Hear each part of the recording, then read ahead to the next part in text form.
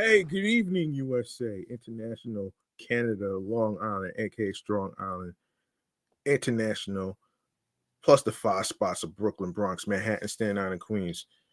This is your man and homie, G Money Stacks, aka the Gregonator, YouTuber, creator, host with the most, missing the still lonely nomad, unstoppable independent podcaster, and of course, um, Queens, New York native, who's also a New York Mets fan from the neck of the woods of Laurelton, Queens, New York. And yes, you are now rocking, listening, streaming, and watching the 376th episode of Chainz New York Avenue podcast, live and direct in the comedy space of StreamYard, YouTube, alongside with um alongside with those who are new to the YouTube channel space. If you miss any episodes whatsoever, don't worry, everything's all uploaded to the YouTube channel page. And of course, be sure to grab that subscribe button for me on the YouTube primary page of G Money Stacks 555, which is the name of the channel. That's where I record my podcast episodes. And of course, leave a like and a comment along with the topics in each episode. It helps the channel. And and I and 92 subscribers, man. It's not really bad though, man. You know what I'm saying? But at least it's something though, man. And before I go in, I want to give a shout out to someone who actually I want to give a shout out to a homegirl of mine who basically I saw her comment actually. So shouts to Robin, aka Robbie, um, for mentioning keeping up with the good work, which is what I'm trying to do. And speaking of which, I want to clear something up before I even get to the New York Mass Transit Files segment. I do apologize for not recording on the 16th.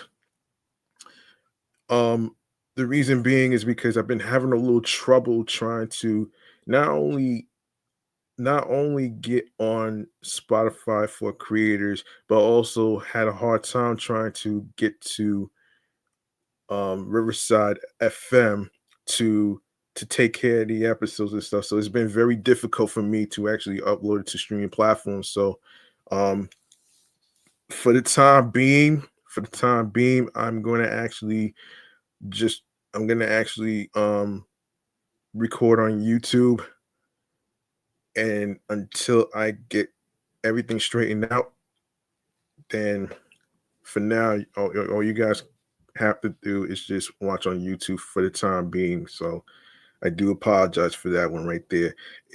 The thing is, when I went on Riverside FM, it said that the connection was off, which I don't understand because you know, my internet is fine. It's just it might be either on their end or whatever, but I'm gonna have to talk to somebody in regards to that. So I just want to make something clear, actually. So just just know that I'm still here and I'm trying my best to actually um, get more new episodes out there as much as I can. This dilemma of difficulties fixed. So now that I got that out the way, how is everybody's 2025 going so far? I hope y'all enjoyed your Christmas, your New Year's. I hope y'all have everything set up for 2025. I don't really have New Year's resolutions, to be honest with you folks, but I feel like New Year's resolutions is like peer pressure to keep up with your promises and stuff. Not everybody pull it off. You know what I'm saying? So yeah, there you go. All right. So what do you say we go into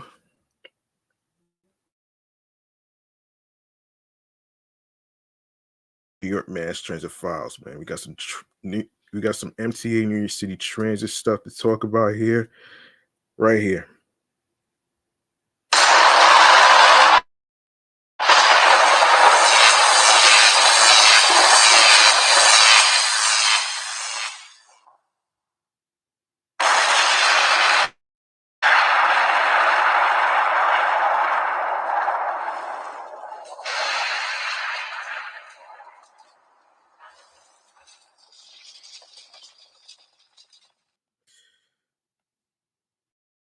Okay.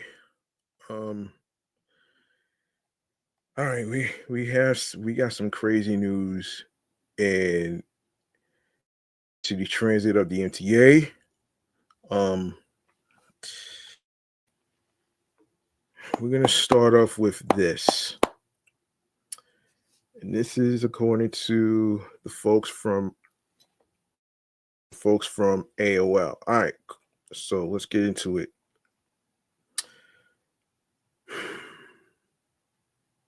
What the hell's going on here? Just give me a sec. All right. So here's what's happening here. So, and this is from the folks from Pix 11. This was posted actually. So, a person was struck by a subway train in Manhattan Sunday afternoon, according to the MTA. No incident happened at the Chambers Street station around 3:27 p.m. As a result, the J train was suspended in both between Access Street and Broad Street. Service resumed between the two stations at around 4:20 p.m. Damn, son. This is crazy. What is wrong with people? What is wrong with people, man? I swear. Like, why? Why? Why? This is crazy, man. This, wow.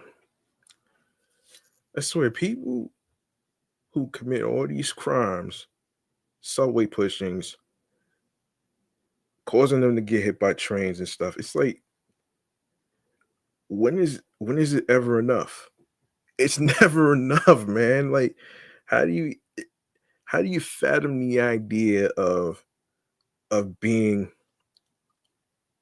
an asshole to people? You know what I mean? I don't get it. I don't get it though, man. I really don't get it.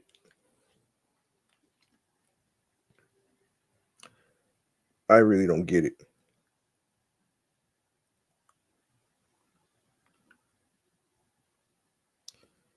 Man,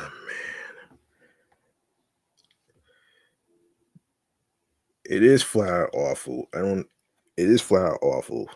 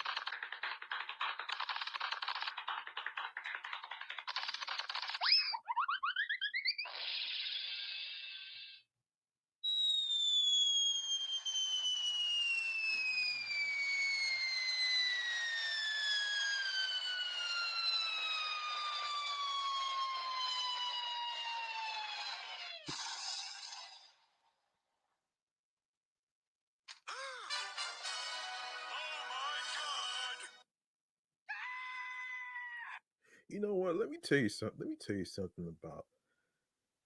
Let me tell you something about the man. And the the fact that they're covering up um this notion of good service while people are still getting killed by subway trains due to subway pushings and stuff like that. And I feel that you know what, where every YouTuber, including the folks from Passengers United, shouts to the folks from Passengers United, man. And yeah, they tend to lie about things, you know what I'm saying? Like sometimes, they get caught up with the numbers, they get caught up with the riderships and stuff like that, but it's like they have blood on their hands. You know what I'm saying? They really do. They have blood on their hands. It's not something you would actually condone. You know what I'm saying? That's just crazy, man. You know what I mean? That's crazy. And that's just crazy right there, man. Chambers Street out of all places. Like, come on. I mean, y'all motherfuckers gotta do better than that though, man. I just swear, man. This is crazy. This is fucking crazy. And that's just all I wanted to say right there, actually. All right. So, all right. So MTA worker got stabbed. Ain't that some bullshit? Anyway, so violence once again erupted in NYC subways on Thursday when an on-duty MTA worker was stabbed Rock Station platform just as the first morning rush hour of the new year began.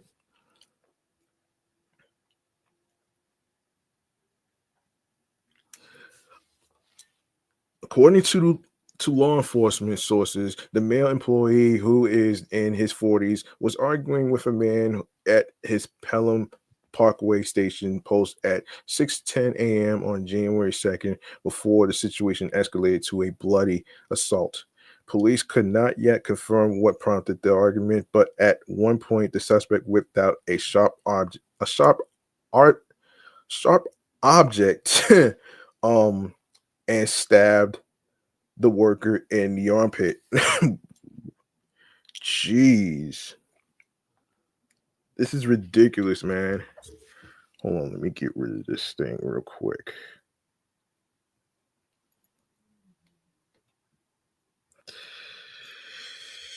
Oh my gosh. They at it again. They're really at it again, man. This is so fucking crazy. This is insane, man. This is fucking insane.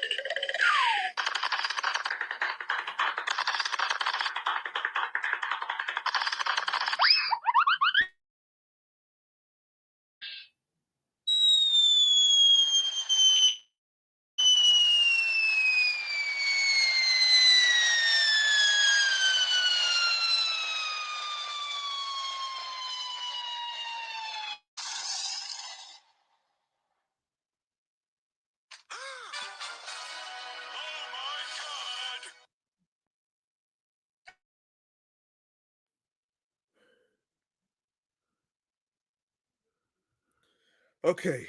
All right. So the perp then fled to parts unknown, police said, before officers from the 49th precinct arrived on scene.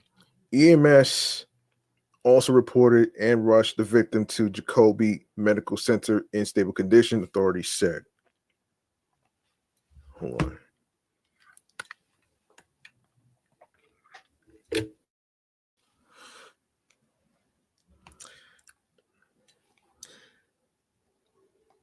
Police described the suspect as having a dark complexion and beard and is approximately 55 to 60 years old. He was last seen wearing a black hooded sweatshirt and black pants. Anyone with information regarding the stabbing can call Crime Stoppers at 800-577-TIPS. Um, and for Spanish, you can dial 8. You can also submit tips online at crimestoppers.nypdonline.org or on X, formerly Twitter, NYPD tips. All calls and messages are kept confidential. The incident comes on the heels of two other subway stabbings in Manhattan on New Year's Day that left a pair of men wounded in separate incidents at the 110th Street 110th station on the 123 lines, and just moments later at the 14th Street station on the 2 line. Police are still investigating both stabbings. So far, no arrests have been made in either case. And um, and on New Year's Eve, a suspect pushed a man into the path of an oncoming train at the 18th Street station on the 3 lines in Chelsea. The victim was seriously injured and the suspect was apprehended. Jeez, man. Damn, man. Like, when is this shit gonna stop, man? When is this shit gonna stop?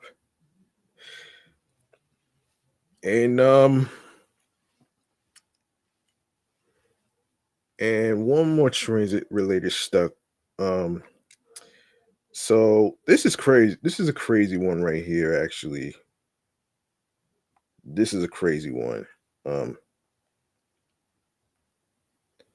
this is a crazy one right here. Here, wait a second. Wait. Hold on. Hold on 1 second. 1 second. And yeah, parents are being frustrated. So, and this took place um WABC 7. It's an unexpected impact of the MTA's use of cameras to crack down on double parked cars in View. The Bronx say they are getting tickets because cameras are capturing their cars double parked during drop off and dismissal.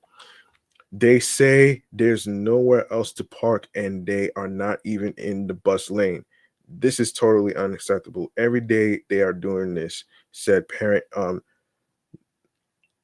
Nafikor um Nafikor Ram. Um Raman held the source of his anger, a ticket for double parking outside of his child's school. It wasn't issued by a cop or traffic agent. Rather, it came in the mail. Parents in Soundview had been warned.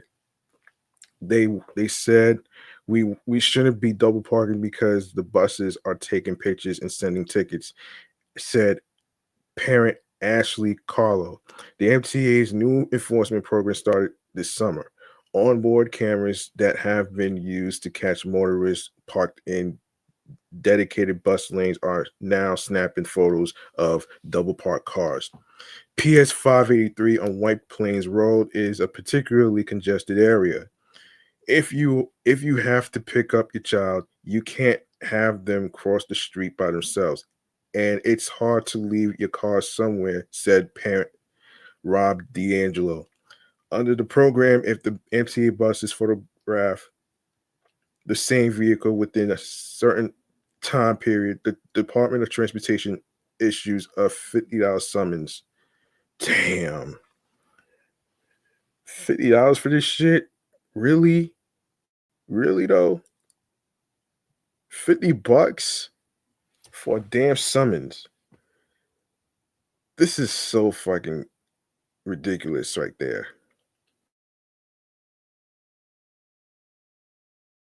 You know what I mean? Um, this is just this is another cash grab that the MTA is doing. This is another cash grab. It's not just hold on one second.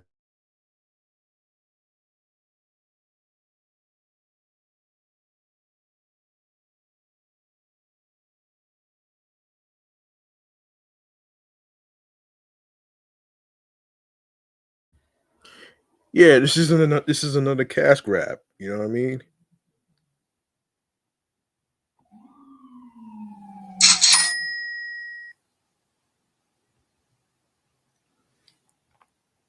Um, yeah, this is another cash grab. You know what I'm saying? So for bus lanes, the grace period is 5 minutes. For double parking, it's just 2.5 minutes. Double parkers anywhere can be ticketed just near bus stops. While some complain of a money grab, the MTA needs to keep buses moving. It's good for everybody in the Bronx. So many people depending on buses for buses to be fast, said MTA chair and CEO General Lieber. The DOT says the area is a no standing zone that should be completely clear, allowing parents space to drive up and pick up their kids. But some staffers in the building park here all day, leaving parents no choice but to double and sometimes triple park. Oh, wow. Yep. Another cash grab, man. Not just with congestion pricing, but with all this extra shit, which is very unnecessary. It's very unnecessary, you know what I'm saying? Um, let me get that out of there. Um, okay. Okay, let's see. Let me see what we have next to talk about here. Let me make sure I don't miss out on anything. Let's see. All right, I want to take a deep dive on why daylight savings time cannot be all year round. So, we're going to actually get into it right here in a segment right here that I like to call chatting all the jazz. This is where I get into some topics that are trending and those that aren't talked about. So here it is, chatting on the jazz. Let's go.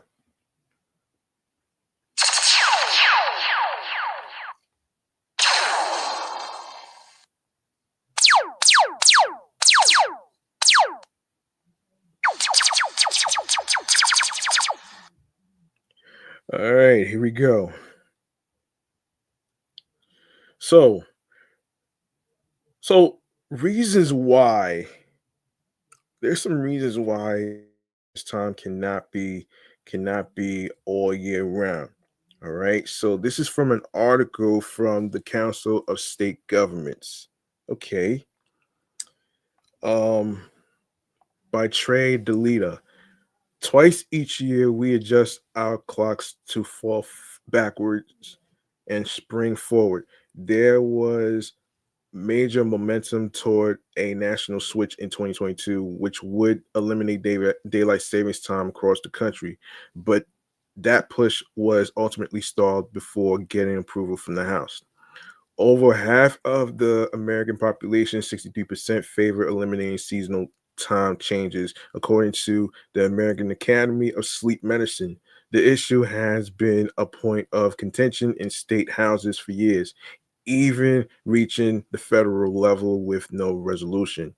Let's start from the beginning. The creation of daylight savings time, or DST, is often credited to New Zealand um, entomologist George Vernon Hudson, whose proposal of the idea is recorded in a newspaper from 1895. What we know for certain is that the seasonal time change was officially adopted during World War One as an international, a complicated history with daylight savings time. Since its inception, DST has been through many iterations, including reinstatement, undoing, and extending daylight saving months, and even getting renamed in 1942 during World War II under President Franklin Roosevelt as wartime.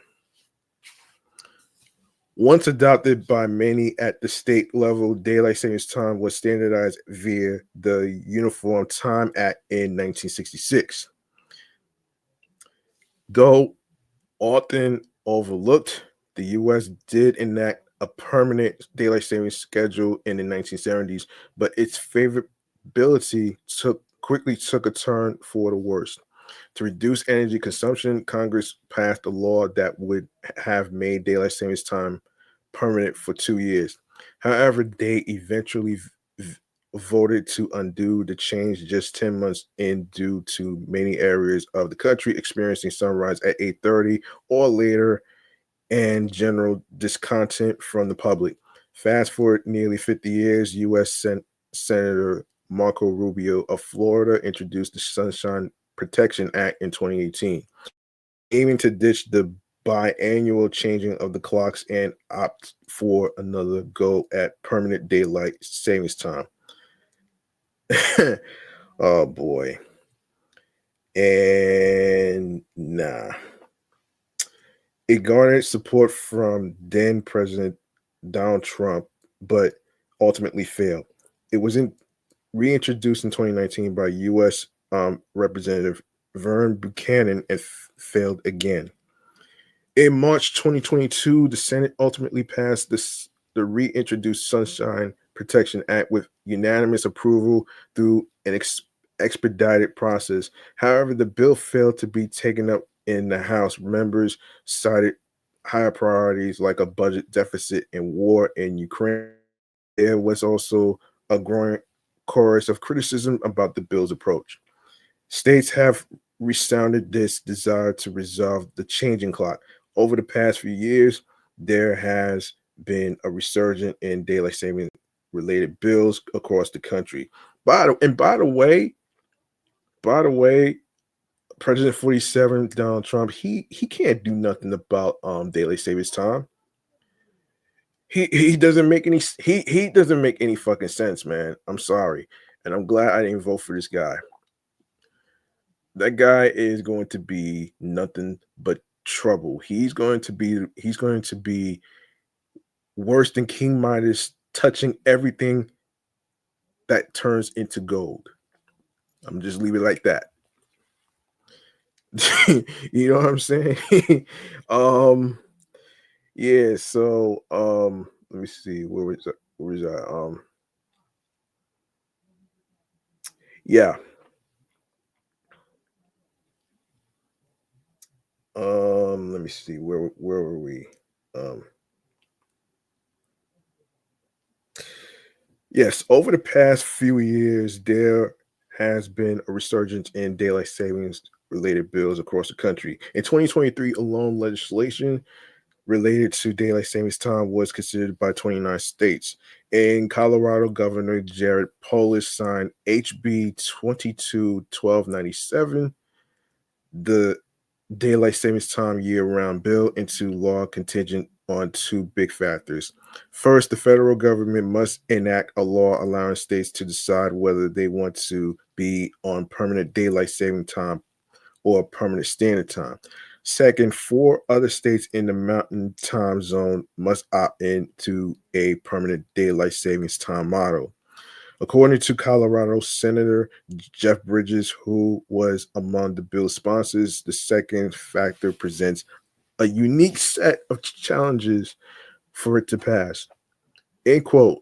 Folks don't want to be among the few states a different clock than everybody else, Bridges said. The people who were probably the most concerned about our switch to a year-round standard or year-round daylight savings time were the airlines because the Denver International Airport is a huge hub. As the third busiest airport in the US, the Denver International Airport is a driving force for Colorado's economy, generating $36.4 billion in annual economic impact. Ooh, okay, that's interesting.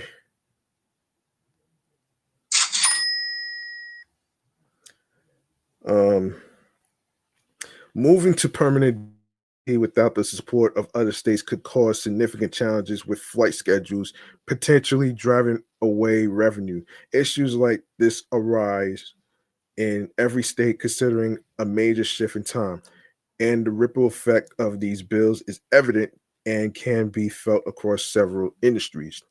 Standing alone in a permanent switch to daylight or standard time is rare and part of Arizona, excluding Navajo Nation territory, operate on a permanent year-round standard time clock. The same circumstances also apply to U.S. territories, including America's Samoa, Guam, the Northern Mariana Islands, Puerto Rico, and the Virgin Islands. States can exclude themselves from switching the clocks by opting into a year round standard time model, but enacting permanent DST requires the backing of Congress. Hmm.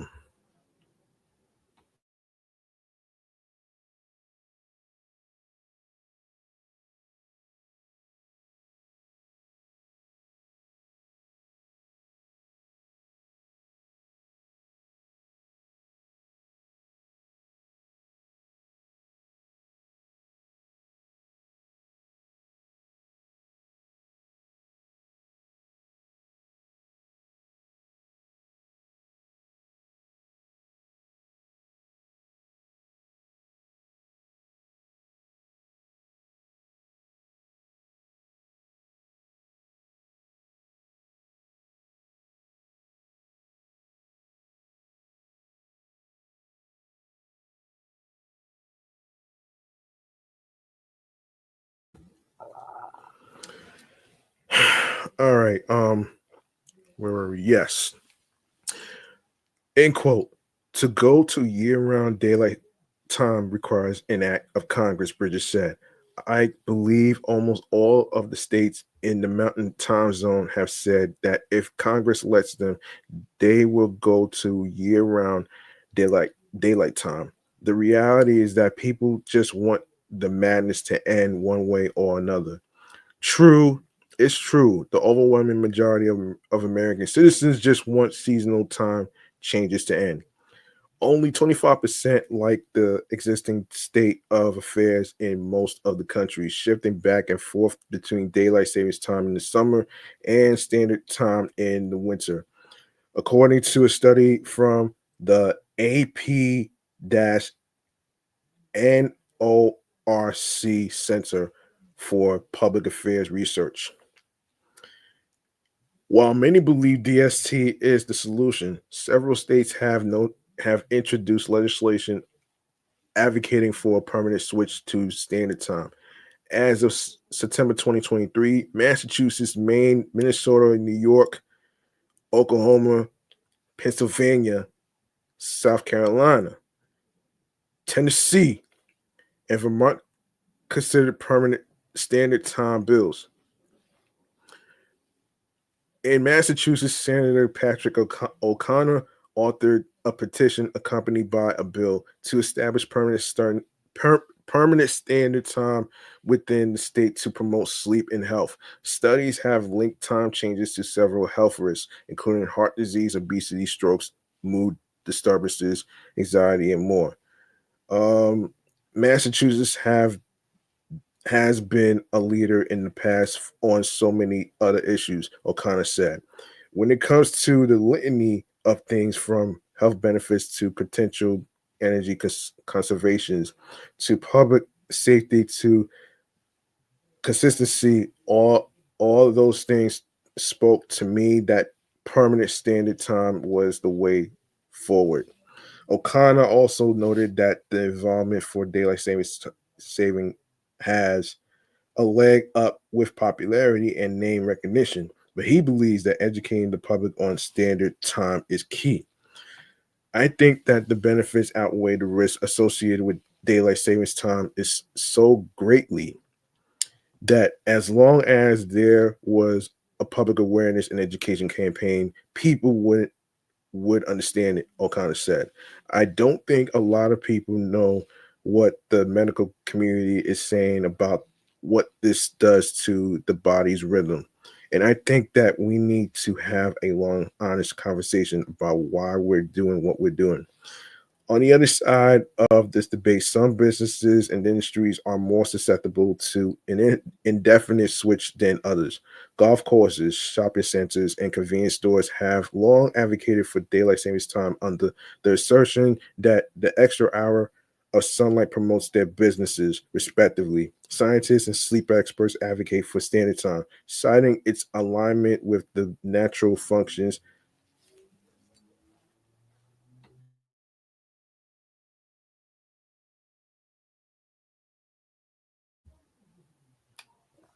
circadian rhythms, and sleep schedules of the human body.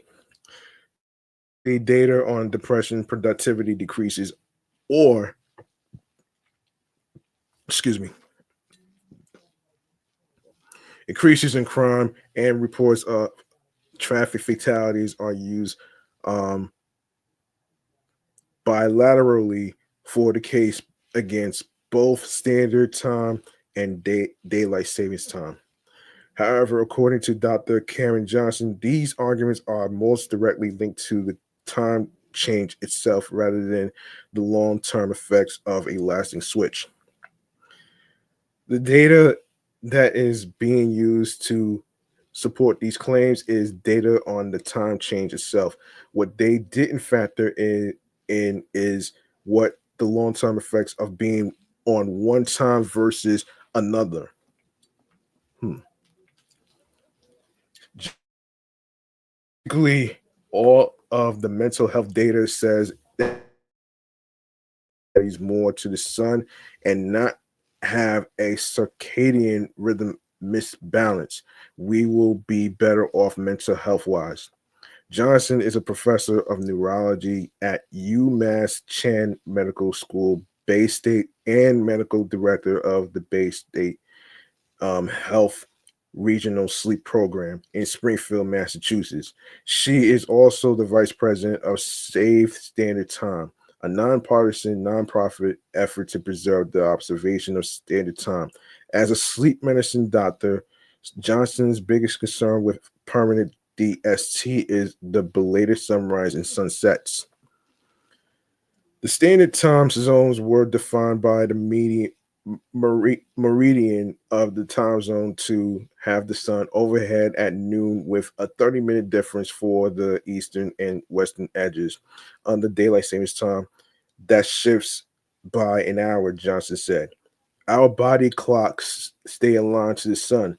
When you check cortisol levels and other hormonal levels that tell us where our body clocks are running.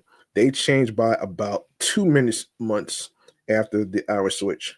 For those on the western edge, um, where the sun already arises, the sets later. Year-round DST could result in less sleep and an increase in social jet lag.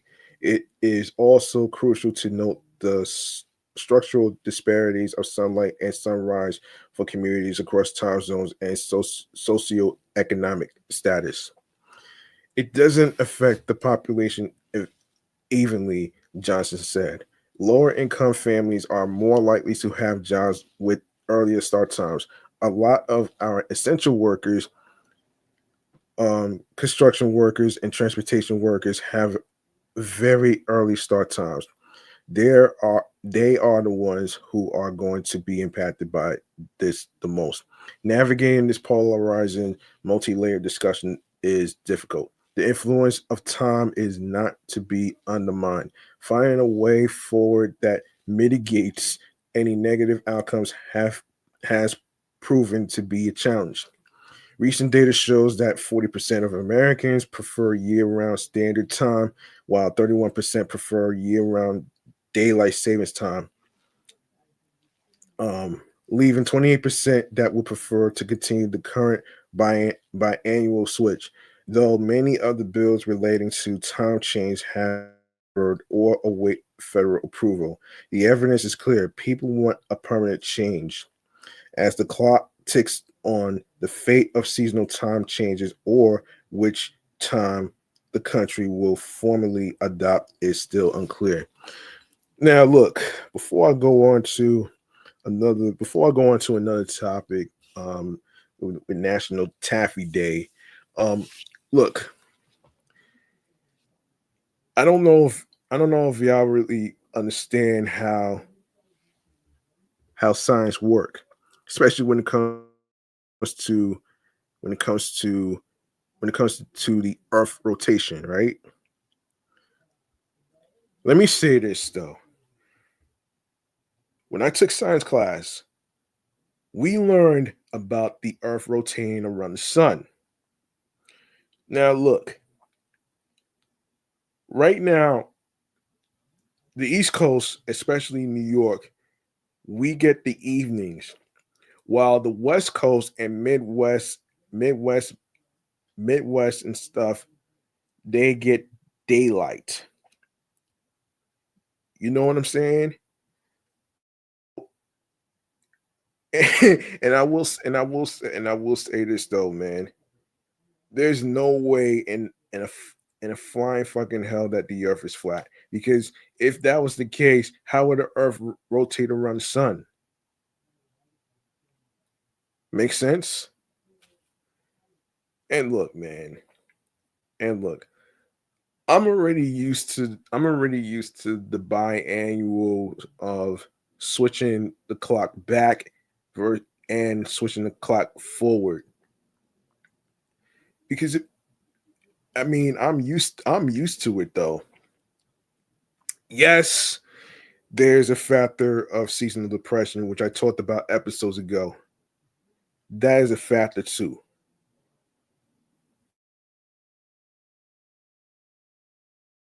Ain't talking about a permanent a permanent around daylight savings time is highly impossible. It's highly impossible because like I said, man, the earth rotates around the sun. You can't you can't really control you can't control the rotation of the earth rotating around the sun. And as I said, because certain states they have daylight right now. Like the West Coast, Midwest, you even have like the East Coast, including New York, and I think Colorado. No, and I think well, not Colorado, but I think is is is part of these well as far as like anything, but it's outside the states actually. But the point I'm trying to make here is it is highly impossible to put a law in regards to trying to make it a permanent all year round daylight savings time. Now, you know what I'm saying? So all I'm saying is that shit sounds like a dream to me. All right. So that's the reasons why daylight savings time can't be all year round. All right. And speaking of all year round, why don't we talk about National Taffy Day, which is what the episode is titled. On May 23rd, we celebrate our favorite sweet and chewy treat on National Taffy Day. Taffy has a long history as one of America's native sweets, excuse me. Common law has it that in the 1880s, a Jersey Shore candy shop got flooded, soaking the shop's taffy stock with Atlantic salt water. On a lark, the owner sold the candy as salt and, and an American delicacy was born. Today, it's sold on boardwalks up and down the eastern seaboard of the US and has even found its way to landlocked candy shops. National Ta- National Taffy Day is a day to indulge in the sweet pastime of unwrapping that twisty wax paper and popping a chewy bit of taffy into your mouth. Yum. Yep. I remember airheads and taffies and stuff. I remember that shit though. Hmm. Yeah. this is an interesting this is an interesting topic though, man. Anyway, take a look at the timeline of National Taffy Day. Um, so 1817 first mentioned in print for the first time in the Oxford English Dictionary. Mid 1800s, simple taste. The soft, chewy taffy is very popular during this time. 1870s, evolution of taffy candy pulling leads to the process of taffy pulling. 2005 variation of taffy, a new Laffy Taffy in the shape of a long cord arrives on the market. Yeah, there was a song about that years ago by D4L. I remember that. Yeah. So National Taffy Day activities. So first things first, number one, see it get made. Watching taffy being made is not to be missed. Most taffy factories offer guided tours so that you can see how taffy is heated in copper kettles and then slowly cooled by hand on cold marble slabs and then put on a machine that now does the pulling. Number two, indulge in a taffy binge. Gorging on candy for National Taffy Day might seem like the best advice, but then again, it is the custom for other holidays. So having a few taffies is a great way to celebrate. Number three, you can make your own. The best way to celebrate National Taffy Day is to actually make your own. Not only is this a fun activity, but it also means that you will have a good supply of taffy to give out to your friends and family. Look up a recipe on the web and get cooking and pulling. Why we love National Taffy Day, you ask? We love to watch it get made. Not only is taffy a delicious candy enjoyed by all ages, but making it is also a real upper body workout. Nowadays, taffy is made by machines, but in the past, or if you are making it at home, you use the taffy pull to add air to the taffy mixture. This is what gives taffy a distinctive texture. It makes us nostalgic.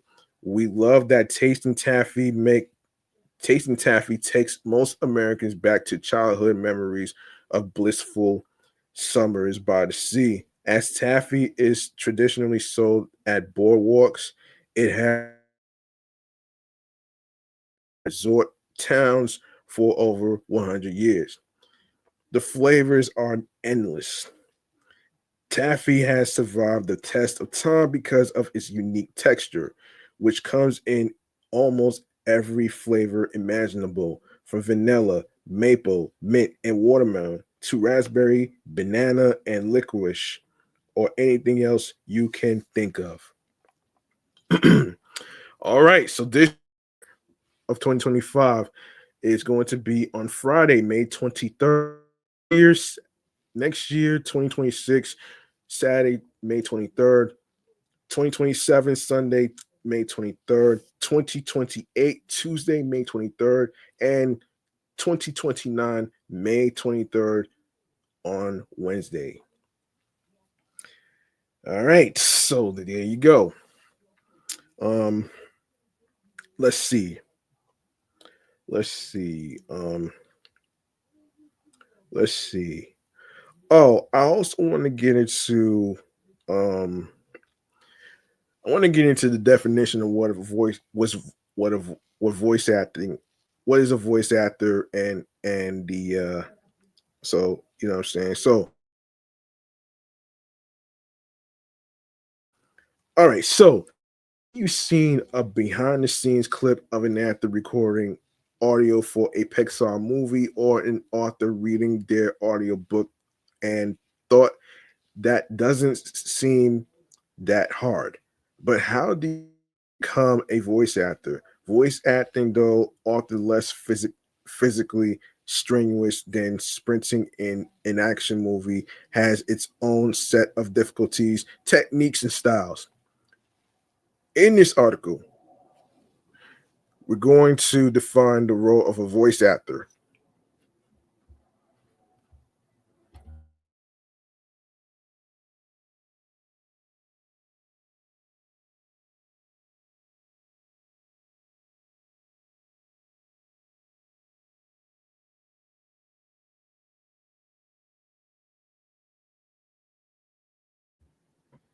Yes, in this article, we're going to define the role of the voice actor and how it factors into the entertainment business well beyond the sound booth. Okay, first, let's define voice acting. It's not just sitting on a stool and reading a script. The role of the voice actor can factor almost every corner of entertainment. Now, what is a voice actor? So, a voice actor is a performer who uses their voice in recordings known as voiceovers that can be utilized in a variety of mediums ranging from TV, features, radio, and commercials, and more. Within actors distill their performance to the nuances of their vocal register and range, playing with inflection, tone, and pitch to craft a performance fitting of the chosen medium. All right, types of voice acting, right?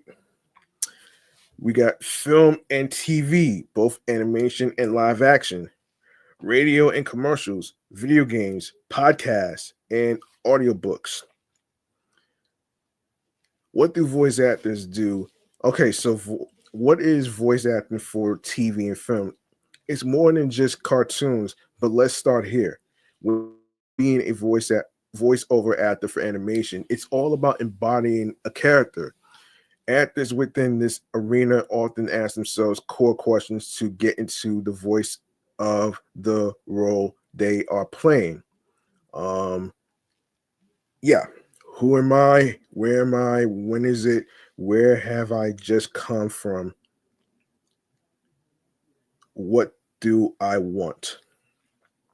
You may recognize these prompts if you've ever taken an acting class. From there, The performer will play with the voice tone to fit the age of the character or any other identifiers that makes this role unique.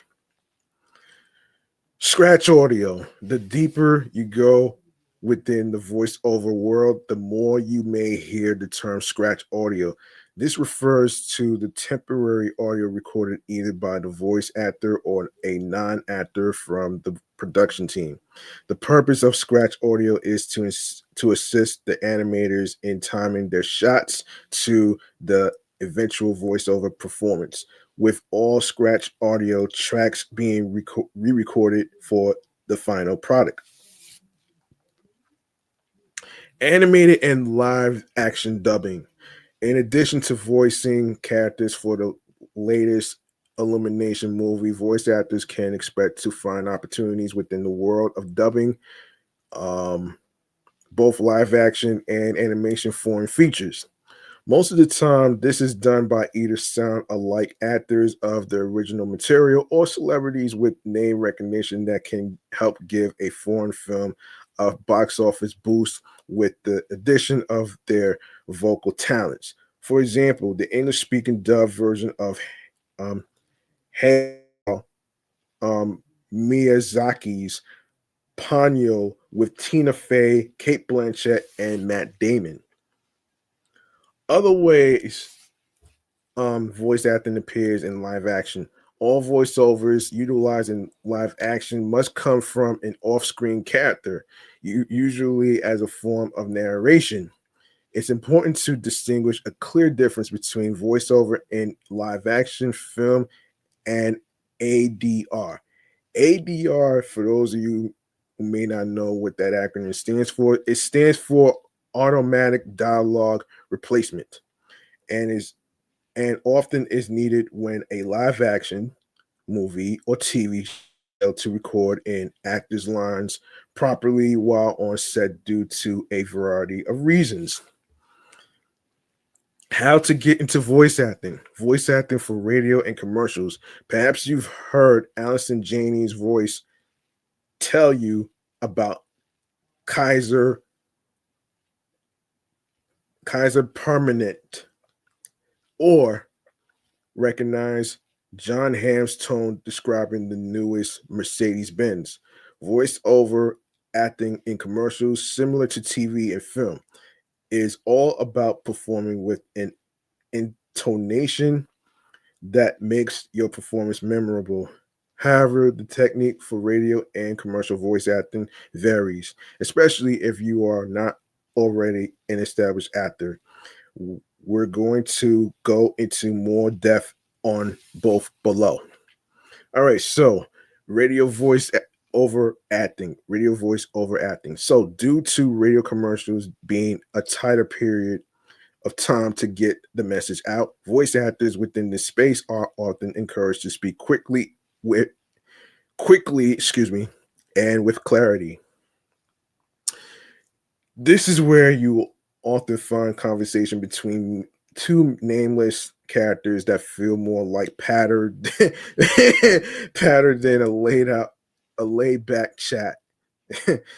Though there's still elements of finding a character to the voice actor. The style of radio voiceover acting tends to lean toward being a general every person so as to not pull focus from the commercials messaging.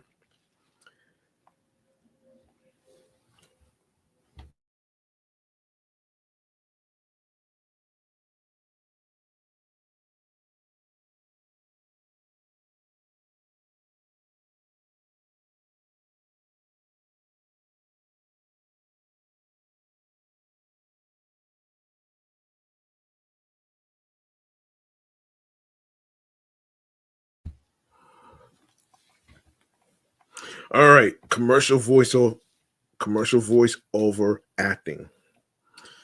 This style of voice acting is similar to radio, but is slightly more at ease, though still professional and polished. Most often in commercial voiceovers, the role of the voice actor is to play narrator to the live action commercial itself. Another way to consider voice actors in this space is the unofficial spokesperson for the product. For celebrities, endorsers, it's utilizing their most memorable qualities in their voice to provide an unspoken endorsement. All right, so voice acting jobs. What is voice acting for video games? So we're a far cry from Frogger. As technology has advanced, so too has the storytelling style of video games, extending well beyond simple point and shoots. Many celebrities have lent their talents to video game voice over acting, but the draw of video game voice over actors is less name recognition and more to create the very very similitude of a believable, relatable character. When voice actors perform in video games, they are required to go well beyond your typical script. Since video games are a storytelling style that's user dictated, voiceover actors can expect to record any number of lines for any given scene, as well as reaction sounds that will be prompted by the player's actions. Because of this, actors in this space often speak to the strenuous work required to get it right and the competitive nature of these roles at all. All right, so voice acting for podcasts and audiobooks. Okay, so voice acting for podcasts and audiobooks depend on the performance connection to the material. Let's start with podcasting. A voice actor for a podcast can take on on any range of styles, depending on whether they are hired to read a pre-written scripted podcast or whether they are hosting a more improvisational conversation show. For scripted podcasts, the style and technique mimics that of video game, TV, and film voice acting, where getting into character is key. For conversational podcasts, the metric for success is looser, where the more important qualities are clarity, control, and audio quality. Usually, podcast hosts are wanting to inject energy into their audio performance to rally and engage the listener. Although there has been a trend in boring on purpose podcasts meant to lull the listener to sleep. In these cases, the content of the podcast itself and the performance of the voice actor is secondary to the goal of achieving this. When voice acting for audiobooks, the voice actor's role is to simply bring the material to life. If you are a voice actor hired to read another author's material, your goal is to make the text as clear as possible for the listener. The style this style of voice acting is less about acting and more about the diction of enunciating your words. When reading your own audiobook that you wrote, the goal is to speak clearly and emotionally, connecting the reader to your process of writing the book. Voice acting tips. How do you break into voice acting? And where to audition for voice acting. The first step is to know what your genre is within the previously mentioned types of voice acting work. The second is to start practicing. It's breaking into the world of voice acting required access to a professional grade recording studio, if only to record a reel to show the potential employers. Within the last couple of decades, access to high tech at home recording equipment has become increasingly easy, making this initial step more accessible for newcomers. Couple this with the advent of podcasts, and it's a simpler one-two punch than ever before. Though Big feature film roles are still more commonly handed to celebrities with name recognition. There's still plenty of opportunities for the entry level voice actor to get in the mix. Aspiring voice actors may want to seek the guidance of a voice coach, take voiceover classes, and assemble material that will ultimately be a demo reel. Um, unlike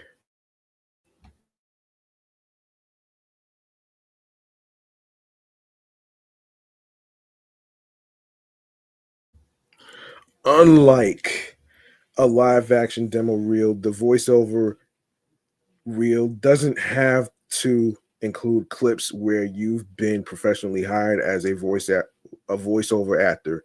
Voice actors can record themselves dubbing over previous work or simply showing off their range in their home studios. Range is the key here, and the measure of a strong voiceover reel depends on how many different genres of the many voice acting styles you can demonstrate.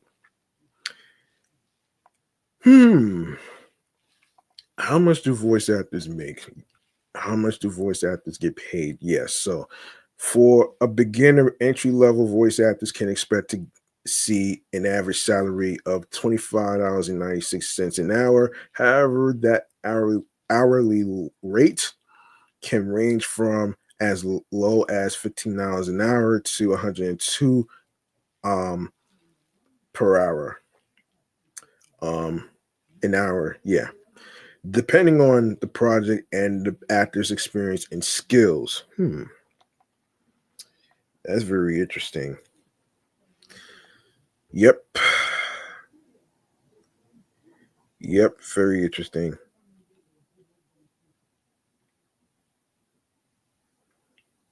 Hmm.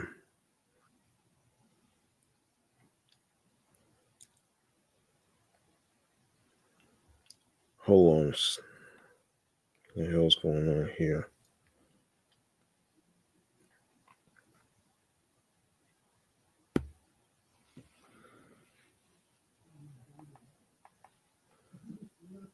Hold on a second. Okay. Yeah. So. All right. Here we go.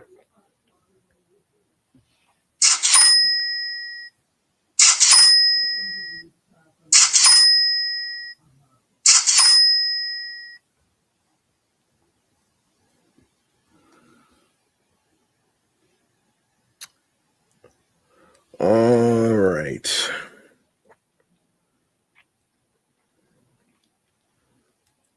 All right. Where were we? Yes.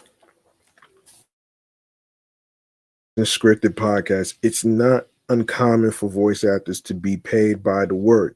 For example, a voice actor reading a work that has 4,500 to 6,000 words can expect to be $750 to $1,000. Within commercial voiceover work, actors can expect to be paid an average 500 to 750 um, dollars for recording a 2-minute spot that will run for several weeks. Within video games, voice actors can be paid an average of 200 to $350 an hour. Ooh, okay. Within every instance of voice acting, salary is dependent on the experience, skill, and name recognition. Famous voice actors like the cast of The Simpsons may be paid $400,000 an episode. For a movie like Shrek, the voice cast ultimately negotiated an average salary of $35,000 an hour for the subsequent sequels. Hmm, interesting. Interesting.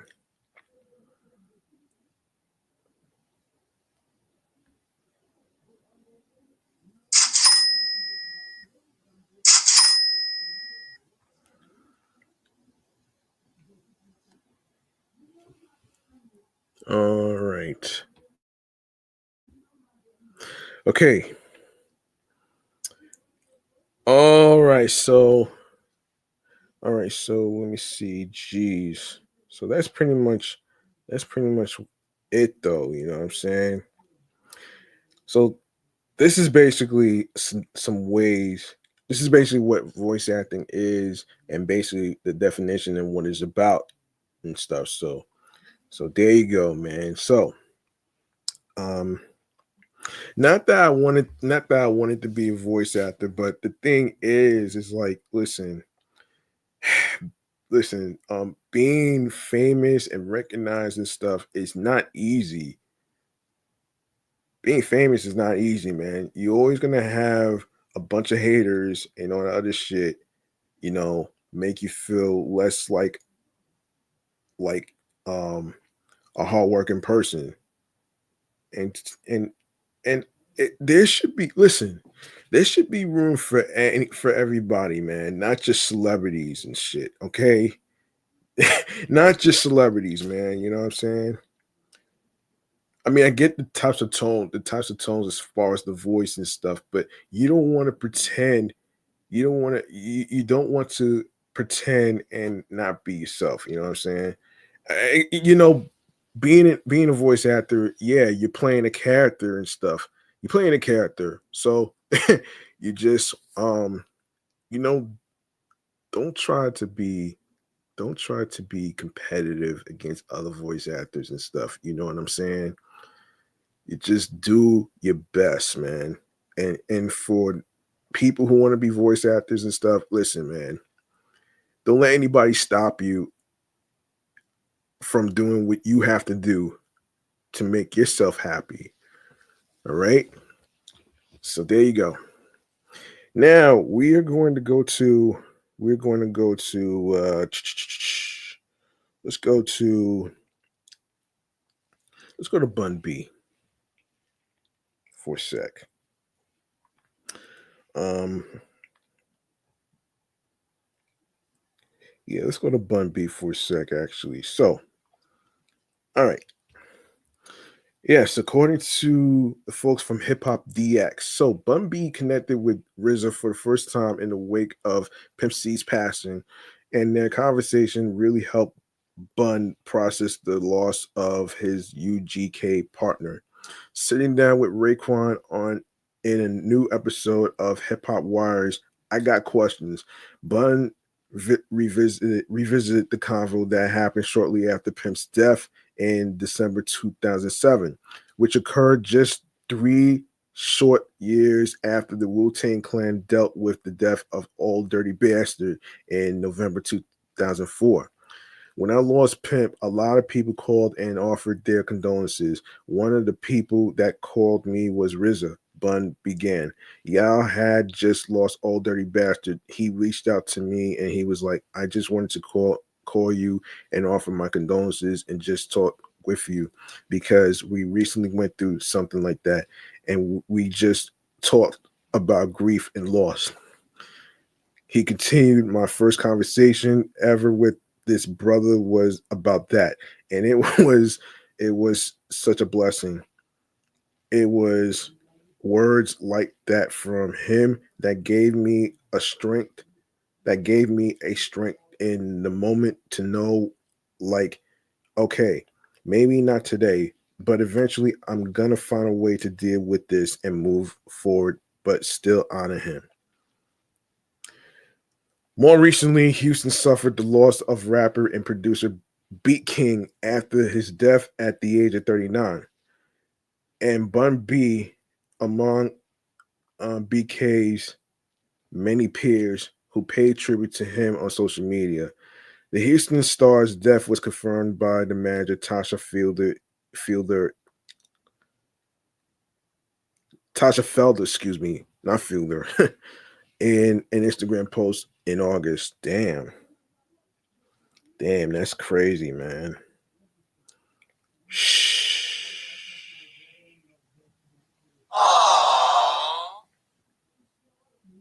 Yeah. Um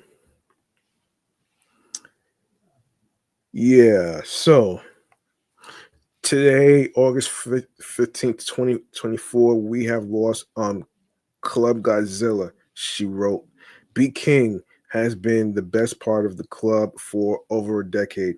He has produced and worked with so many artists that his sound will of his daughters, club godparenting, his music, and his fans. We will love him forever. According to TMZ, he died due to a pul- pulmo- pulmonary embolism, which is when a blood clot blocks a blood vessel in the lungs. Tributes to B King, real name, aka Justin Riley, began quickly began pouring in from various artists that he worked with over his career, as well as Southern rap legends. Bun reacted to the sad news by writing, "It's always the good news. Damn, this shit hurt. Just a great spirited person. We lost a talented artist and father. Prayer for um, Talamesia, Talamesia, Talamesia, and his loved ones. R.I.P. Club Godzilla." Two Chainz, for whom B King produced pop music, wrote on Instagram, "My condolences, Club Godzilla. God bless your soul and family." All right, next we have 13 hip hop albums that shout out Atlanta. Okay, Atlanta isn't just another stop on hip hop's map. It's a cultural epicenter that has shaped the sound, style, and future of the genre. For decades, ATL has been a breeding ground for rap pioneers, innovative producers, and chart topping artists who have redefined the game. From the soulful southern funk of Outkast to the explosive trap music led by artists like T.I. and Migos. Atlanta has proven its versatility, dominance, and creativity time and again. It's a city with a rich musical identity, blending regional pride with global influence. Hip hop anthems about Atlanta showcase the city's energy, resilience, and its undeniable influence on the culture. These songs are not only celebrations a of the A, but also serve as time capsules of its movement, neighborhoods, and larger than life personality. All right, so number one, "Welcome to Atlanta" by Jermaine Dupri and Ludacris. When it comes to hip hop anthems about Atlanta, Welcome to Atlanta stands at the top of the list. Released in 2001 on Jermaine Dupri's instructions, the track became a defining love letter to the city, with Jermaine Dupri handling the production and Ludacris delivering an unforgettable verse. Welcome to Atlanta highlights the city's nightlife landmarks and signature southern swagger. Luda shouts out hotspots like Magic City and Buckhead while calling on listeners to experience the A for themselves. The booming beat and catchy hook make this track an undeniable anthem. Um, for locals and visitors alike, "Welcome to Atlanta" is more than a song. It's a cultural cornerstone that proudly introduced the world to the city's hustle and vibe. Number two, AT Aliens by Outkast. Outkast's AT Aliens is a groundbreaking anthem that put Atlanta on the map with a unique sound and message. Released in 1996 on their sophomore album, AT Aliens, the song finds Andre 3000 and Big Boy embracing their alien status as Southern rappers rising in the an East Coast and West Coast dominated era. Their smooth, spacey production, crafted with the help of organized noise, paired with intricate lyricism, painted Atlanta as a hub of creativity and originality. With Andre's iconic chorus opener, "Now throw your hands in the air and wave them like you just don't care," the duo made their mark as game changers. AT Aliens is a timeless celebration of Atlanta's otherworldly energy, cementing Outkast's role as ambassadors of the city's sound. Number three, Dirty South by Goody Mob featuring Big Boy of Outkast. Goody Mob's Dirty South is a gritty and soulful anthem that defined an era and coined the phrase that would represent the region for years to come. Featured on their 1985 album Soul Food, the track pays homage to Atlanta's raw energy and the struggles faced by its communities. See Big Gip and guest artist Big Boy from Outkast deliver verses that reflect life in the city, blending social commentary with a sense of pride. The organized noise production provides a haunting, bass-heavy backdrop that embodies the South's distinct sound. Dirty South isn't just a song, it's a cultural decoration that made Atlanta a force to be reckoned with within hip hop's evolving landscape. Ooh. Number four, 24 is by T.I. T.I.'s 24s is an unapologetic anthem that reflects Atlanta's street culture and flashy car scene, released in 2003 on his breakout album Trap Music. The track is built around booming production and T.I.'s confident delivery, and titles refers to 24-inch rims, a symbol of success and status in the South, particularly Atlanta.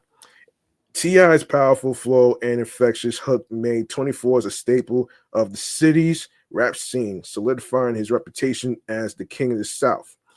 The song embodies the early 2000s ATL sound while laying the foundation for the trap music movement that T.I. would pioneer, further elevating Atlanta's role in hip hop history. Number five, It's Going Down by Young Jock, now a radio personality at a Atlanta radio station. Young Jock's It's Going Down became a defining anthem of Atlanta's crunk era. Released in 2006 as part of his debut album New Jock City, the track exploded onto the charts with its hard hitting beat and Jock's signature laid back flow. Produced by Nitty Beats, the song captures the energy of Atlanta's club scene and dance culture. The motorcycle dance that accompanied the track became a sensation, further embedding it into the culture. It's Going Down represents a time when Atlanta ruled both the airways and the clubs, showcasing the city's ability to influence trends across the globe. Number six, My Hood by Jeezy. Jeezy's My Hood is an anthem that pays to tribute to Atlanta's streets and the pride that comes from overcoming life struggles. Featured on his debut album, Let's Get It, Thug Motivation 101, the song reflects Jeezy's experiences growing up in Atlanta, combining raw authenticity with anthemic energy.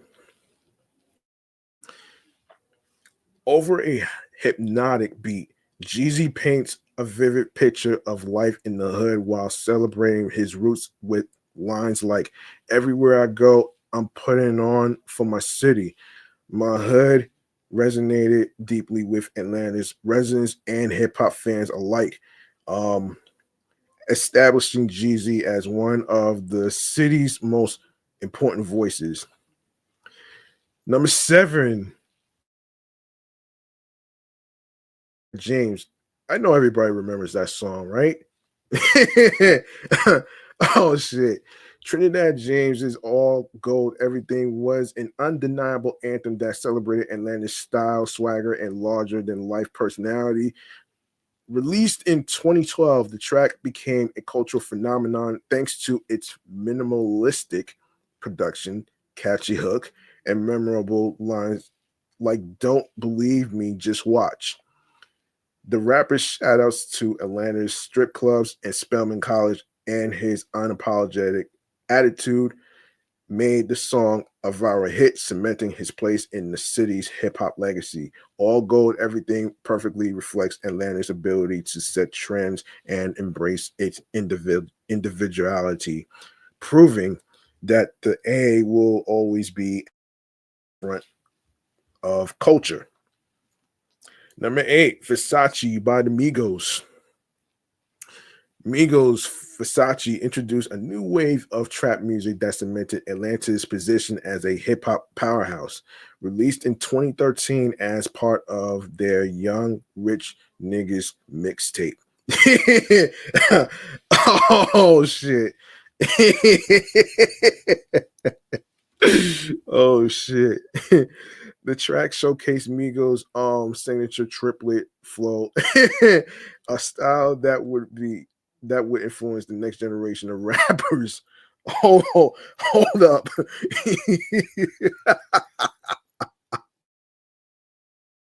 I'm sorry for laughing, man, but the name of the mixtape is so funny, man. Oh man. Oh my gosh, man. Hold up. Hold up.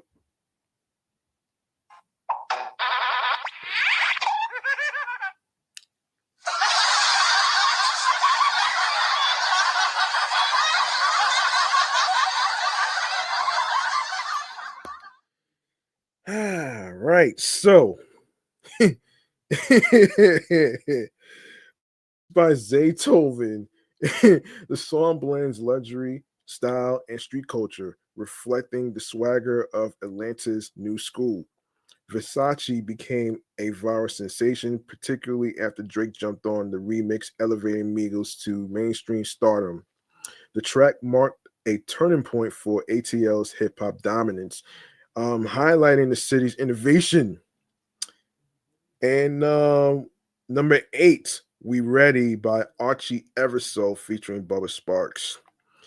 Um, Archie Everso's We Ready is an anthem that resonates deeply in Atlanta, blending hip hop energy with a stadium ready vibe. Released in 2002 style, the song became a staple in sports arenas and clubs across the country, especially in Atlanta, where it's a call to arms for the city's pride. The chant, like hook, "We Ready," is both empowering and infectious, turning it turning it into a cultural rallying cry. Um, while the song's success gave Archie Everso widespread recognition, it defining track for ATL, solidifying its place as a hype anthem that brings communities together in a celebration of the A. Number 10, Never Scared by Bone Crusher featuring Killer Mike and T.I. Bone Crusher's Never Scared was a defining moment for Atlanta's crunk era, solidifying the city's dominance in early 2000s hip hop. Released in 2003 as part of Attention. The song combines oh man, oh man, I remember this song, man. It was like a party anthem, actually, man. Very energetic. So the song combines booming production with Bone Crusher's unapologetic, aggressive delivery, featuring standout verses from Killer Mike and Ti. The track channels Atlanta's energy and street grit with lines that made it an anthem for the city's fearless spirit. The infectious hook, "I Ain't Never Scared," became a rallying cry that resonated across Atlanta's neighborhoods and clubs. Never Scared showcased the city's ability music that was raw, rebellious, and undeniably powerful. Number 11, excuse me, Kryptonite by Purple Ribbon All Stars. Wow, Kryptonite. Kryptonite, I'm on it by Purple Ribbon All Stars, a collective led by Big Boy of Outkast is an is a high energy anthem that captures the party culture and southern swagger of Atlanta. Released in 2006, the track features contributions from Killer Mike and CeeLo Green, blending funky production with confident, fun-loving verses. The song's hook, I'm on it, became a chant for Atlanta's nightlife, excuse me, turning it into a club staple. Kryptonite reflects the collaborative spirit of ATL artists and highlights the city's ability to craft hits that resonate across audiences while maintaining an authentic Atlanta sound. Number they don't they know by the late great Shorty Low. Shorty Low's they know is a defining anthem for Atlanta's trap movement and a celebration of the city's street culture. Released in 2008 on his debut album Units in the City, the song features a hard-hitting beat and Shorty Low's signature drawl, capturing the essence of ATL's West Side. The repetitive yet catchy hook, they know, became a local chant and solidified Shorty Low as a voice for Atlanta's underground hustle. The track serves as a time capsule for Atlanta's sound in the late 2000s and remains a go-to anthem that celebrates the city's grind and pride. Number 13, Go Crazy by Jeezy featuring Jay-Z. Jeezy, sometimes known as Young, released Go Crazy. He made it a celebration of Atlanta's street hustle paired with an infectious beat that exudes the confidence and grit of the city. Released in 2005 on Let's Get It, Thug Motivation 101. The song features a legendary verse from Jay-Z, but it's Jeezy's raw delivery and vivid storytelling that steal the show. Lines like I'm the realest nigga in it.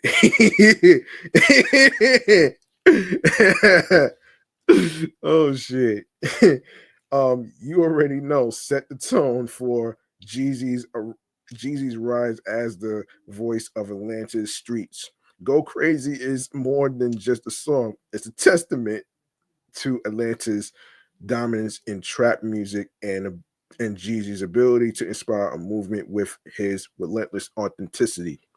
Atlanta's impact on hip hop is unmatched. This and the songs that celebrate the city serve as both anthems and cultural artifacts, from Outkast's lyrical brilliance on AT Aliens to the club's shaking energy of Young Jocks. It's going down. These tracks capture the city's spirit, sound, and influence. Each anthem represents a unique chapter in Atlanta's music evolution, from the soulful beginnings of the 90s to the trap wave that still dominates today. These songs reminds us why Atlanta remains the beating heart of hip hop culture, pushing boundaries, setting trends, and celebrating its identity with unapologetic pride. For Atlanta, the music isn't just a sound, it's a movement that continues to shape the world. So there you go. Oh, oh boy, 14. Yeah. Oh shit. All right. Let me see. Um, let's see what else. Oh, let's get into some munchies and drinks, man. I know there's been some craziness going on in Los Angeles and stuff like that. So this is gonna be interesting. So let me just go to um yeah, yeah, let's do that actually. Oh man. Oh man, this is so crazy. Um, this is crazy. Anyway, munchies and drinks, man. There's a restaurant that's actually helping out with the folks that are the victims that lost their homes and stuff. So whether it's businesses, whether it's churches, whether it's restaurants and everything else in between. So, I will continue to discuss that in the next episode, so you folks can get an idea what happened last week. So, so here it is. All right. So,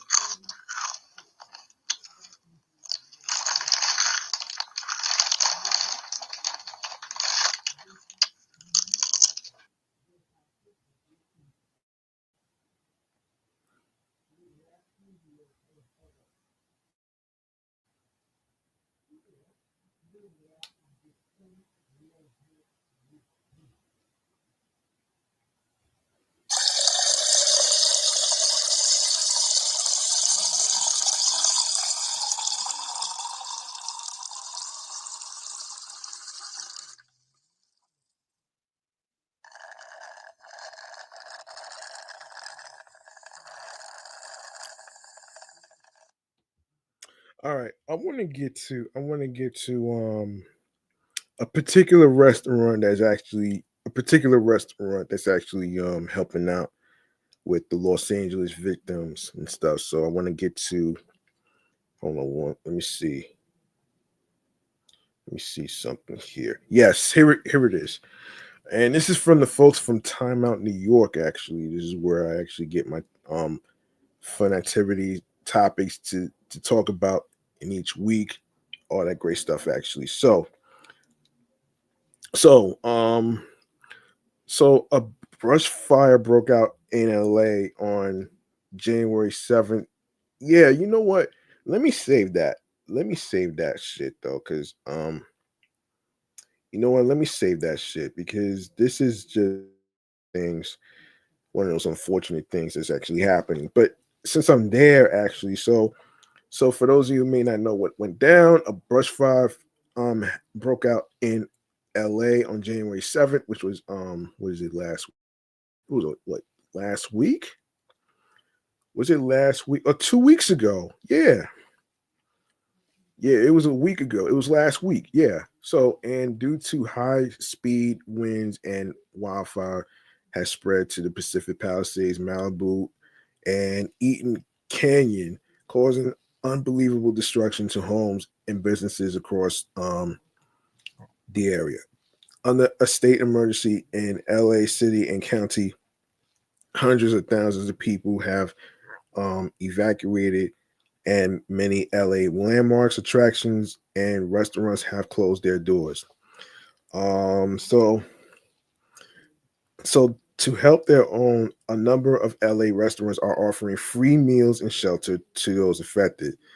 Following their lead timeout, um, market, New York is pitching in to help. Okay, so there you go, right there. And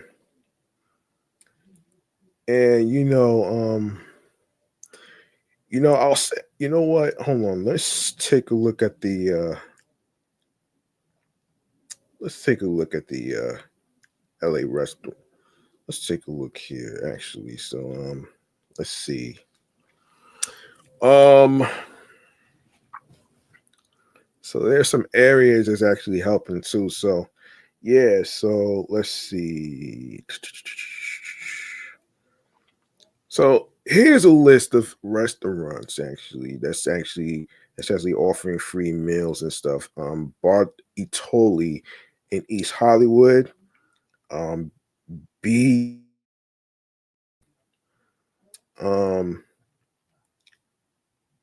Danny Boys downtown in Westwood, Oi Bar Studio City.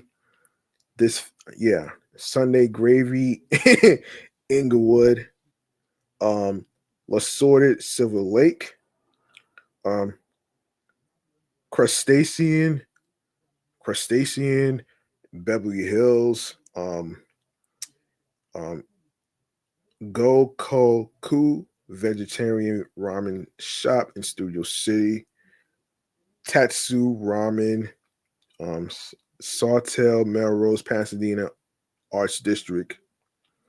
Um, Teleferic, Barcelona, Brentwood, Brooklyn Bagel Bakery. Wow. Historic um, Filipino Town, Soar Craft Kitchen, Arts District. Yang's Kitchen, Alhambra, Harold's Harold's Chicken, Culver City, The Rooster, Pickle Robinson, Bravo Toast, West Hollywood and Silver Lake, Discano Restaurant, Mid Wilshire, House of Mandy, Westwood, Planta Planta Cocina, Brentwood and Marina Del Rey, Off Bar and um, Culver City, Horses, West Hollywood, Cato Arts District, Open Market, Koreatown, Starleaf, Pasadena, Edendale, Silver Lake, Detroit Pizza, the, the Depot, Hollywood, and downtown. James El Segundo. Wow. Tam O'Shanter, Atwater Village, Laurie's, The Prime Rib, Beverly Hills. Um, Salty Girl, West Hollywood, Burger 3000, Chatworth. So there you go. These are the list of restaurants that's helping out the victims, especially those with you know, who need food after putting out the fires and stuff, all that stuff. So that's pretty good. All right, so um and all right, so let's see. We are yeah. So we're gonna actually get into all right, let's get into some other stuff actually. So let's see. All right, so let's see. So nestled in the heart of Harlem, where brownstones echo with history and the streets hum with jazz. PB Brasserie Steakhouse offers a refreshed take on fine dining, courtesy of steak the culinary mastermind behind Ponte Bistro, Chef Sis. Situated perfectly between the iconic Apollo Theater and Marcus Garvey Park, this new venue is poised to become a beloved local gem. PB um, Brasserie isn't just a restaurant, it's an escape, a journey to a bustling bistro along the sign, without ever leaving New York.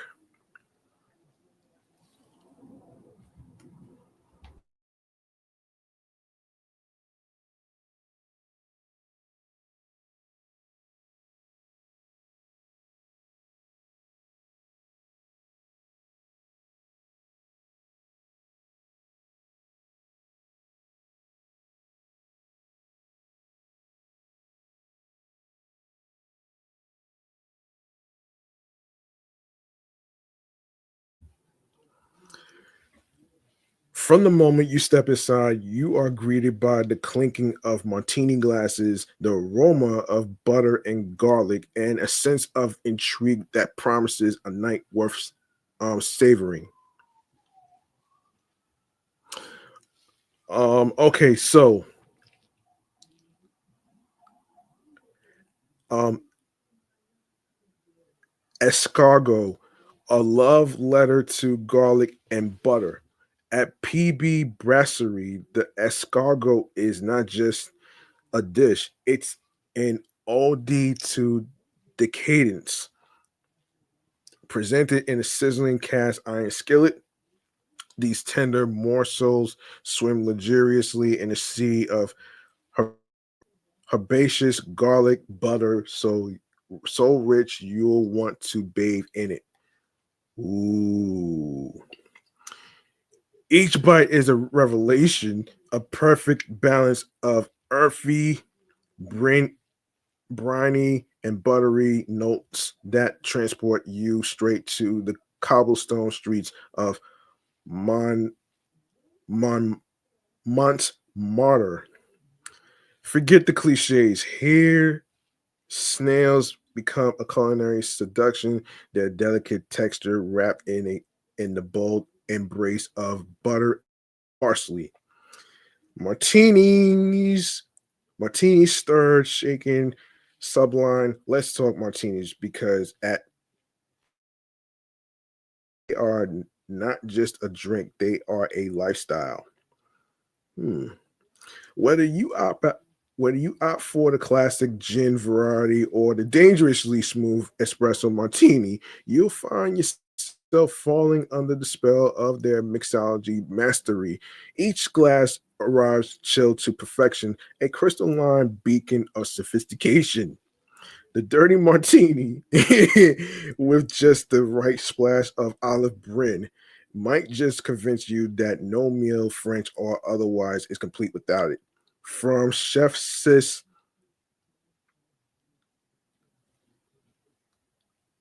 a culinary vision realized. B, excuse me, PB Brasserie Steakhouse is the manifestation of Chef Cease's um, culinary vision. Cisse, excuse me. Building on the success of Ponte Bistro, he brings a refreshed approach to Harlem's food scene, blending um, Parisian flair with the neighborhood's vibrant energy. The menu is a celebration of and refined technique, offering something for everyone, whether you are a diehard Frank Francophile or a no, excuse me, Francophile, or a steakhouse traditionalist. Ambience, Harlem meets Paris. PB Brasserie, the line between Harlem's vibrant energy and Paris's romantic allure. The space is an artful blend of old world charm and modern elegance. Vintage mirrors, warm lighting, and plush seating that invites you to linger. The crowd is as eclectic as the neighborhood itself. Artists, foodies, and the occasional celebrity all rub elbows here, drawn by the restaurant's promise of unpretentious indulge. Final toast. PB Brasserie Steakhouse isn't just about food, it's about creating moments. Whether you are savoring the escargot, twirling seafood pasta on your fork, or clinking martinis in a setting that feels like home and holiday all at once. This is a restaurant that knows how to seduce. It has a new star and it shines brightly between the Apollo Theater and Marcus Garvey Park. Make your reservation and your excuses for indulgence. Paris has come to Harlem and is serving escargot with a side of unforgettable. PB Brasserie Steakhouse, for those of you who may not know where it's located, it is located at 60 West 25th Street, Harlem, New York. Reserve seats via open table or you can call by you can or by calling 646-918-6874. I suggest you write this number down on a piece of paper or you can text that number to yourself in a text message. All right? So, let's see. Let's see what else.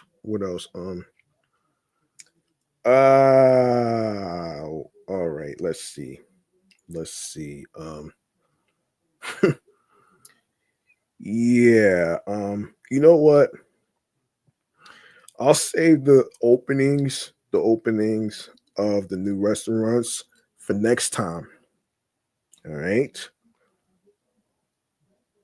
Now, I want to get to this. I want to get to one more thing right here, man. And this involves Donkey Kong Returns, all right? I want to actually get into this right here. So this is the video game entertainment newsroom, all right? So let's get into it right here. Right. Let's go.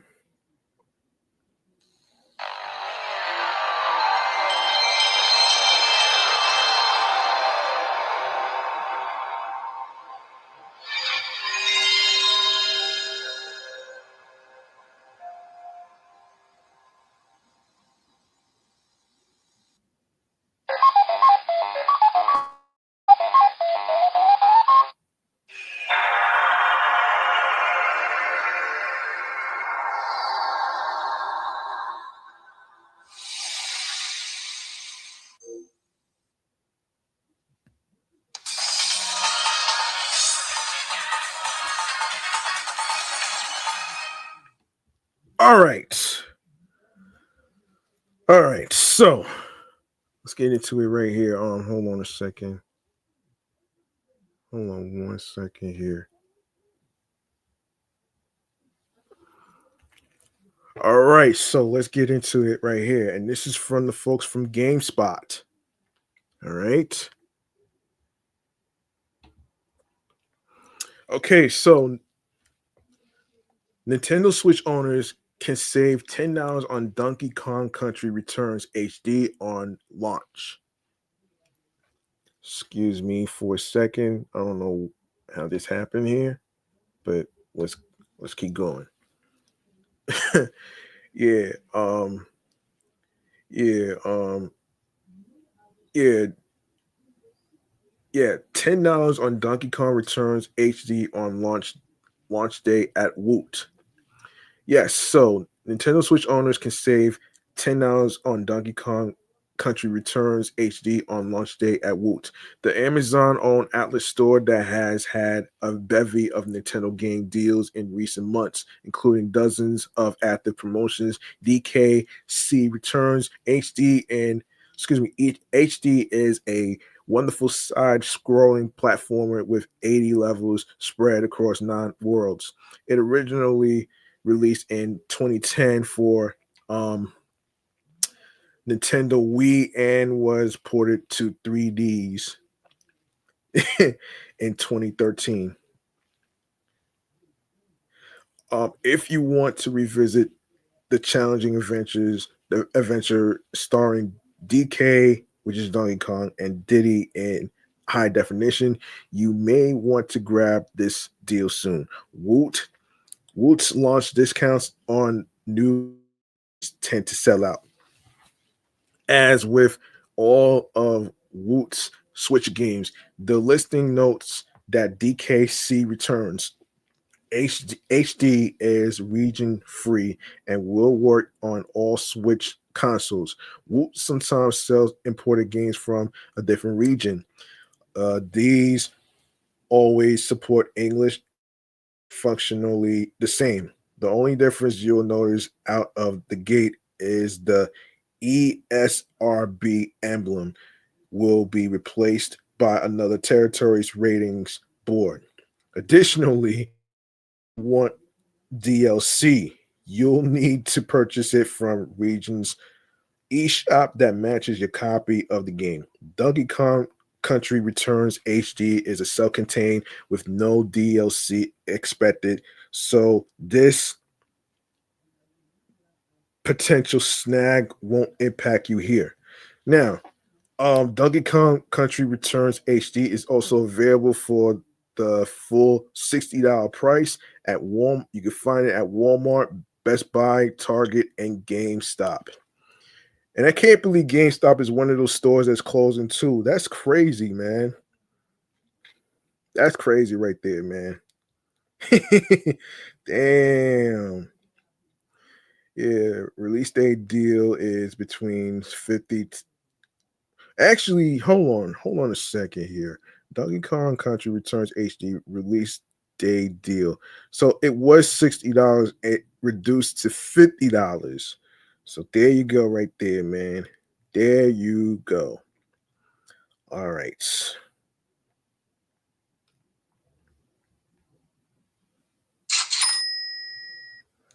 All right. So let's see what else. Let me see. So um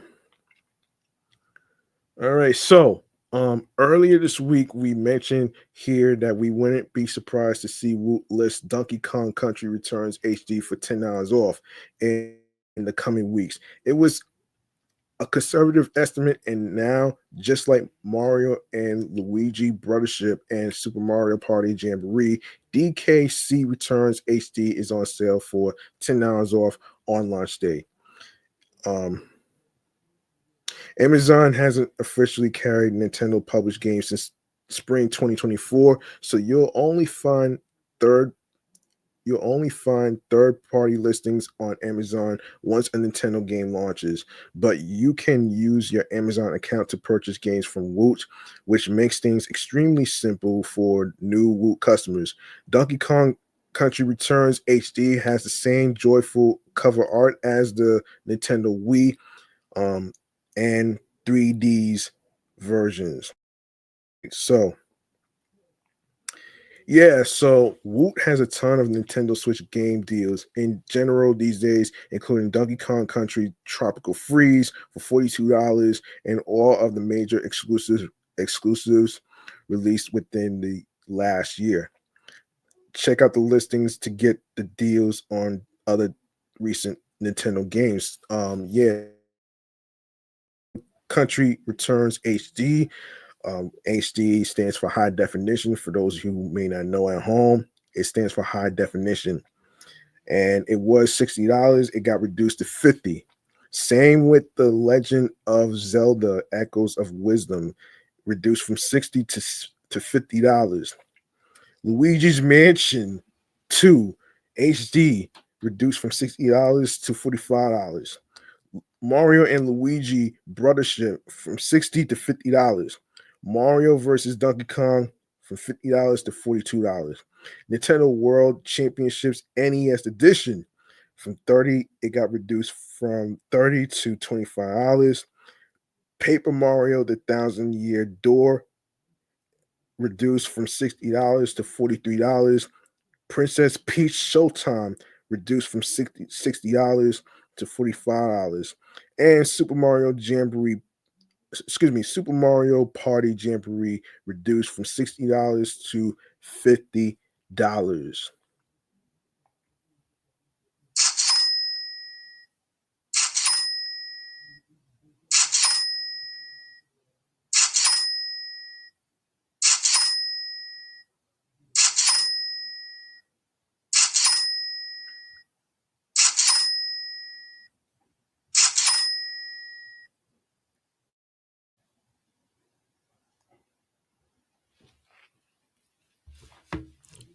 All right. Okay. All right. Okay, we'll wrap up right here actually. Hold on, let me put myself back on screen. All right, we're gonna wrap up right here with this last segment right here, which is stream choices on the go, actually. So let's get into it right here, right now.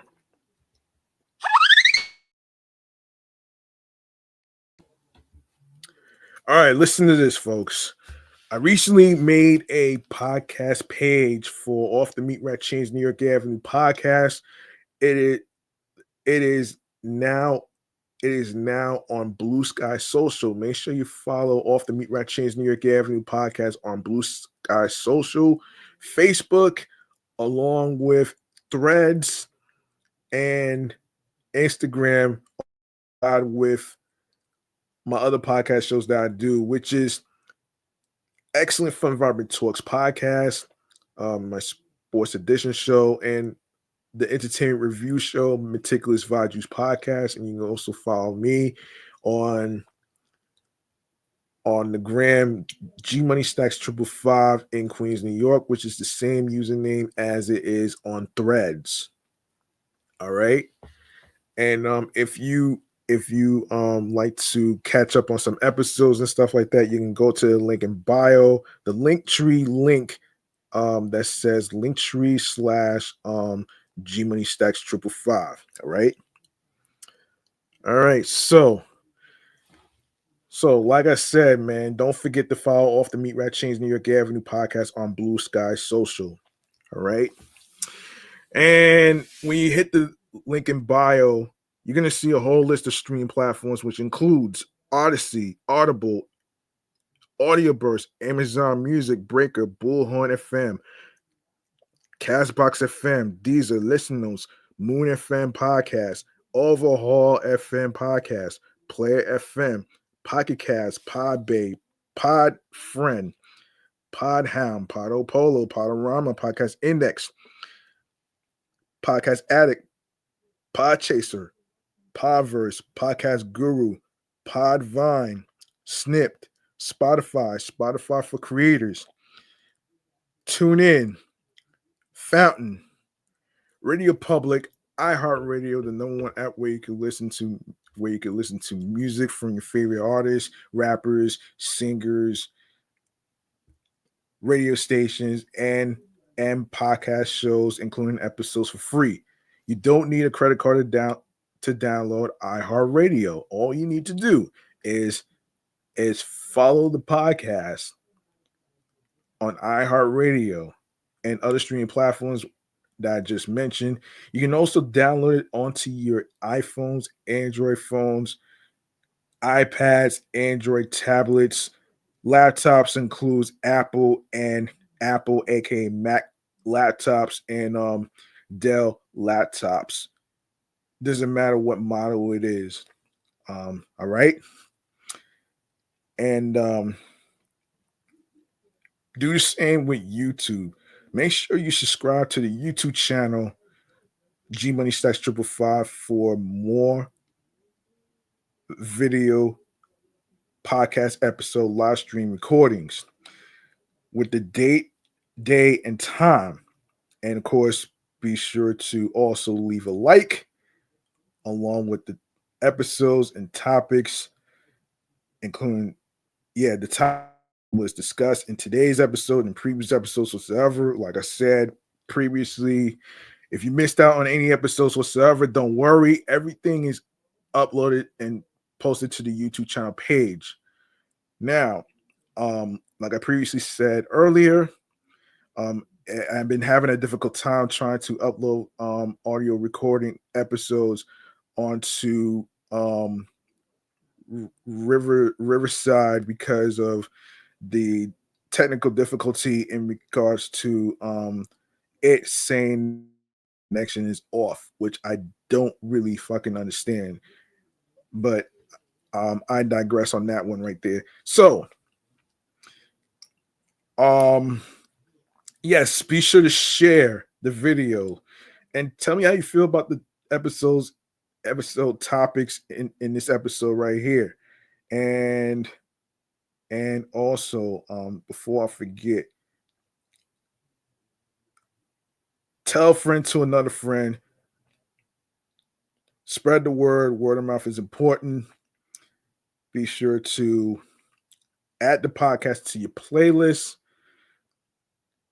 Whether you are on the go to your destinations, whether it's college classes, high schools, whether you are on your way to work, whether you are on your way to other destinations, and coming from those destinations, of course, like I said, tell a friend to another friend, and of course, be sure to also before I forget anything, be sure to enable alerts so you don't miss out on any new live stream podcast video recordings, and of course when it'll be when the episodes be uploaded to the YouTube channel page. And yes, be sure to also, catch up on the episodes in case you missed out on anything whatsoever. It'll all be there. And yes, you can also get you can also share the link tree um link with the with the with the podcast with your husbands, your wives, your boyfriends, girlfriends, the people you're cool with from work or anywhere else where you meet new people. All right. So with that being said, man, I like I like to all right. That's gonna do it, man. That's gonna do it for me in this episode right here, man. I'm your man G Money Stacks, aka the Gregonator. Thank you so much for listening to the 376th episode uh, uh, titled Taffy, which is dedicated to National Taffy Day. All right. Now, remember, the grind doesn't stop. Hard work pays off. If you want something, you have to work hard and earn it. It's not going to be given to you on a fucking silver platter. All you have to do is just not let anything stop you from following your goals and dreams. And whatever career field you're trying to do, um, you know, do what makes you happy, and also be on your p's and q's, creatively, mentally, physically, emotionally, and spiritually. That gets you into your zone alongside with tunnel vision. And also, may I add that there is no manual when it comes to following your path, your heart, your passion, and your journey. All right. And also, don't worry about anybody that tells you to not call it a podcast whatsoever. Though, if you plan on making a podcast whatsoever, you know, be on your p's and q's, be yourself while you are behind the microphone recording episodes and stuff like that. Though, depending on what genre of the podcast you're trying to do, like for me, this podcast is a comedy. You know what I'm saying? Um, so yes, be on your p's and q's, despite unexpected circumstances, whether it's difficult losses, whatever it may be, whatsoever. You know, just take whatever time you need as far as a break, whatever it may be, to take care of your mental health, process the grief, and all that other stuff. So, you know, and then you come back being refreshed. All right. So tune in next time in the next episode where I am going to really cover what went down with the wildfires and the Palisades, Eaton, and the other locations that got affected. All right. And it's gonna take years to rebuild, man. And Rome wasn't built in a day. It took years. You know what I'm saying? So yeah. All right. So that's gonna man. I'm a baddie here. I'll see y'all next time in the next episode. I'm sorry I wasn't able to upload any episodes to streaming platforms. A technical difficulty with Riverside saying that the connection is closed. So I would have to speak to somebody from Spectrum about this. And yeah, I'll be back next time, man, in the next episode. Stay safe. Stay liquid. Stay liquid. Be careful out there. Be safe out there. Especially to those in Los Angeles, in the areas. Be safe out there, and of course, everybody in Long Island and the five boroughs, be safe out there, despite all the craziness of what's going on with the subway violence and stuff like that, though, man. So just be vigilant. stay safe, be easy on yourself, whatsoever. So, you know, and and soon as soon, I don't know when the technical difficulty is going to be fixed. It'll take me some time. So when I get this difficulty fixed, I will try my best to actually upload episodes to stream platforms. All right. But for now, y'all can catch each episodes, each episode on YouTube for the time being. All right. Take care of yourselves, man. See y'all next time with more topics and everything else. I'll recap the wildfires and everything else in the next episode. So, and I will talk about the ban of TikTok and music artists that are screwed. All right. So you guys stay tuned. You guys stay tuned next time. All right. One love. Peace. Good night, everybody.